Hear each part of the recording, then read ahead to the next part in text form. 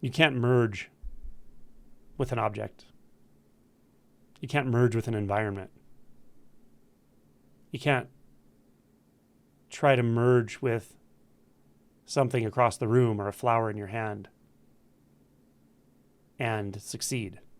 You can try, but usually it leads to frustration.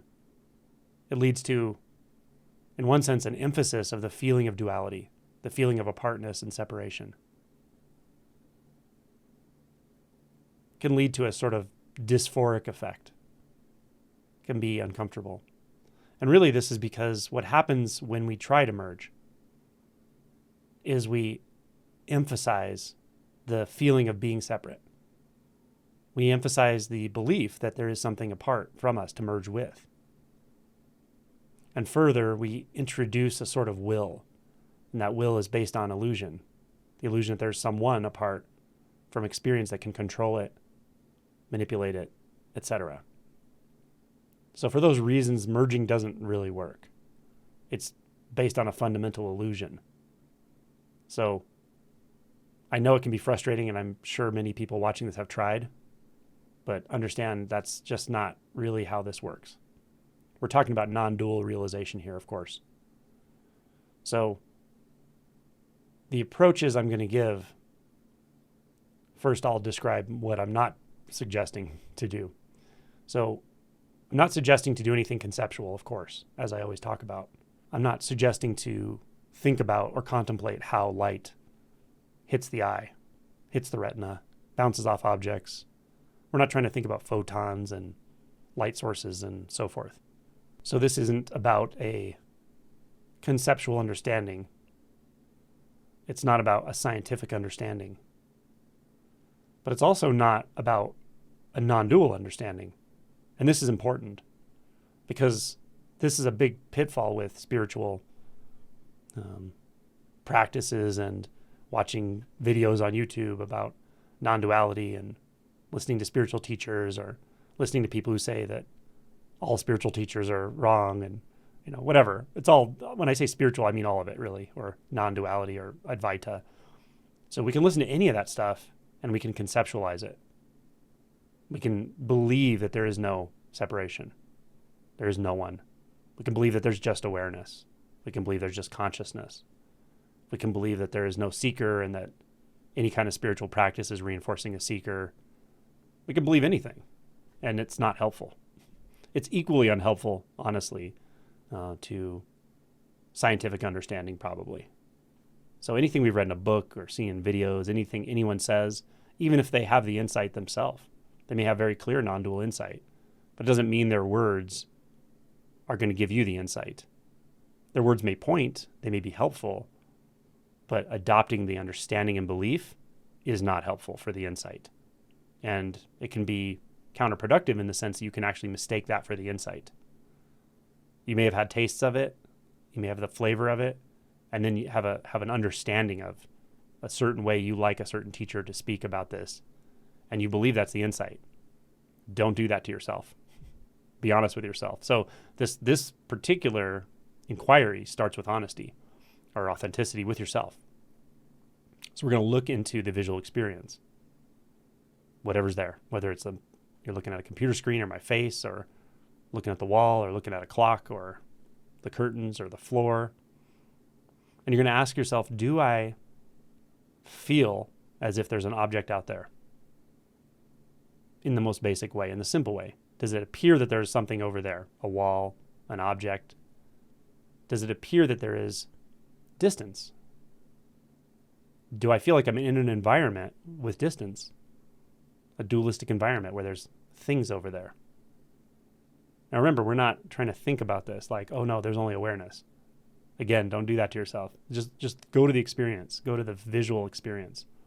Does it appear that there is duality? And if it does, that's fine. That's perfect. If you do notice it, don't talk yourself out of it, right? Which is easy to do by believing in non-duality or having heard it so many times. Don't talk yourself out of it if you actually have an experience of separation, duality, subject-object in a simple way. Because it is something you can investigate. But if you're taking the conceptual experience to be the visual experience, it's harder to investigate because you'll just be investigating thoughts with other thoughts. So don't do that. Just go to the experience. So we're just taking in the visual data, let's say. Visual qualia, maybe, if you have a philosophical mind. The forms, the shapes, the colors. Just that. Just what's there. Just what's appearing. Does that appearance suggest an over there in the mere appearance? Does it suggest that distance is a thing? Separation is a thing that exists? Are you getting that from the visual experience itself? If so, what are you specifically referencing? Go right to the experience. Is there something in that experience that says, oh, there's an object over there? Is there something in that visual experience that says, oh, there's a subject here. There's a me seeing. Look closely. Right in the visual experience only.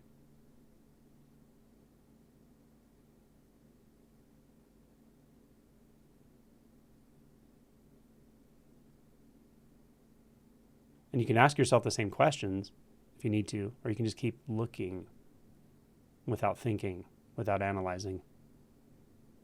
Now remember, if you have thoughts that are like, I don't get this doesn't make sense, I'm not sure what I'm doing, those are doubt thoughts and those are okay. But those aren't your visual experience. Go to the visual experience. Start there. Okay? Again, does it appear in a basic way that there is separation? There's something out there and something back here. That there is distance. That distance actually exists visually.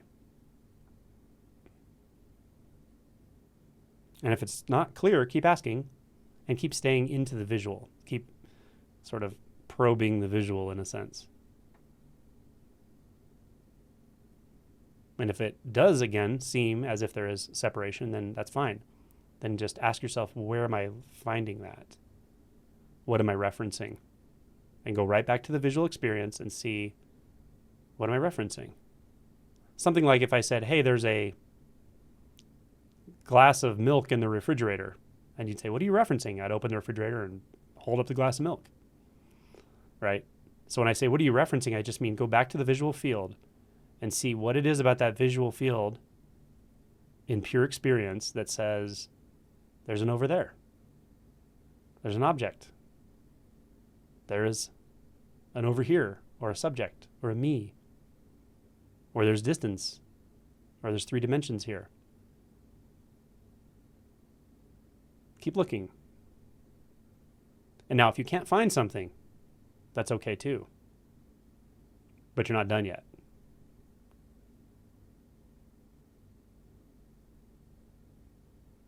If you can't find something, you still have to check in and see, does the visual experience still appear for me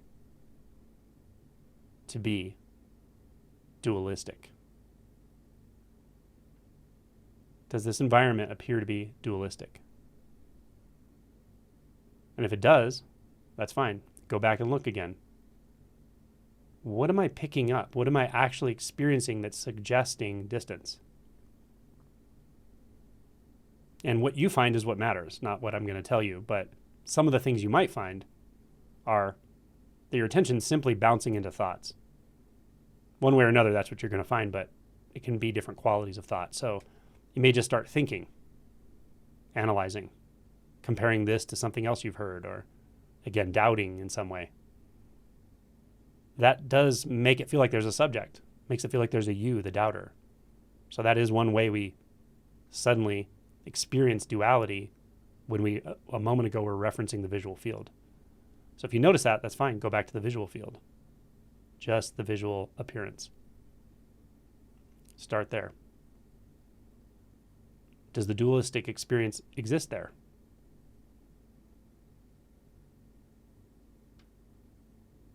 You may not find it again. That's okay. Stay there for a while. You can ask again, am I perceiving duality, separation, subject-object? Something over there and something over here. If you are, that's okay. Look at what made that appear. It might feel like a sense of being a me over here, like a subjective pull back into a sense of inside. Could be a point in space that's close to you. Like it could be something like your chest, a sensation in your body, like in your face, in your nose, in your head. But there's probably something that's being referenced that's saying, okay, that's why I'm picking up the sense that there's duality. That's where I start to perceive subject over there, object over here. Or, sorry, that's backwards. Object over there, subject over here. It gets very confusing after a while to even talk like this, but what is it? It may be a very subtle thought even, something you can't really put your finger on, but you can tell you're pulling back into thought, not in the visual experience. Could be labeling objects. But the labeling feels like it's here and the object's over there. But when we go right to the visual experience, is there a label there? There's no label there. So this kind of inquiry can be very powerful if you're precise with it. Requires a sort of ruthless precision and honesty about what you're actually experiencing rather than what you're thinking about. And I think it can require some time, some work. But keep at it. It's pretty powerful. And it can completely shift too. If all of a sudden the sense of subject and object just aren't there, the fundamental sense of distance that seems to be there all the time is just not there suddenly. Things feel very close, flat, non-distant, interconnected in some way, inside and outside. All of those things are kind of descriptions, but don't be surprised. But until then, just keep looking. It can become a deeply enjoyable process too, endeavor. Another thing that can happen, I should just say, it doesn't have to, and if it doesn't, don't worry about it. It's not a litmus test. But as you're in the visual experience and you start to kind of remain there, you're not bouncing into the thought system so much, or the mind, or a sense of subject that you're imagining. You might start to notice that it almost feels like it's inside and outside, where the visual field is sort of in here and the body sense is sort of out there, the sensations. So it's like a synesthetic experience. If that starts to happen, it's okay. I'm just pointing it out so that you don't overanalyze that either, or ask me if it's okay that it's like that. It's definitely okay if it's like that. Might feel like the sense of sensation of the subject is sort of swimming out into the sense of the object, and the object is swimming into the subject, sort of. I don't want you to conceptualize that either, but that sometimes is how it feels. It can feel like an intimate experience. But it doesn't have to. Really, what we're just looking for is, we're looking for the evidence. Where's the evidence? If I believe it, there should be evidence somewhere. So look for it. And enjoy staying out in the visual experience. After a while, you don't have to look anymore, maybe. You can just actually stay with the visual experience because it's enjoyable for no other reason, just the enjoyment of it. So that's one way of approaching this. The second way, much more simple. For some people, it may just click this way. It makes sense. Also, if you've been working at this first way for a while and you tried the second way I'm going to describe and it didn't click for you, at some point it might click in the future. It just might feel like, oh yeah, that's it. It's time for that. So the second way is really just relaxing and letting the visual experience overtake you. I know that sounds incredibly simple, but that's really how it is. Because what it is it's a correction for what we usually are doing. What we're usually doing, whether we know it or not, is we're creating a sense of reaching out into a world. We're doing it with thought, but it feels like we're out there. We're reaching out to people, objects, situations, the future, and we're manipulating it. We're grabbing for something, or we're pushing something away, or we're engaging in some external world. That's how it feels, right? Until it doesn't feel like that, it's so continuous that it feels normal to us. So this second way of approaching this is to sort of let that just relax, let that retract, so we're not reaching out into some apparent external world. And then all of a sudden, in the visual experience, in the sound experience, in the sensations, it just overtakes you. It's almost like the object overtakes the subject, or the objective world overtakes the subjective world. And then it's just clear there is no separation anywhere. Never has been. So you don't feel like you're reaching out into an external world anymore, because you see that that was an illusion created by the mind, created by the reaching, the apparent reaching. So that's the second way, is just sort of let it overtake you. My Zen teacher used to say it a nice way. He'd say, just become calm and quiet through and through. And the rivers, mountains, the great blue sky, the sidewalks, the faces, everything, it will just overtake you. That's it. Just become still through and through, and just see what's actually occurring. Neither here nor there. Profoundly intimate, because nothing's been apart ever from anything else. And then there aren't things. It's just this non-dual appearance. So let me know how it goes if you work with this. I want to see your experiences or your hang-ups with this process. What if anything's not clear, or if you're getting stuck somewhere, let me know.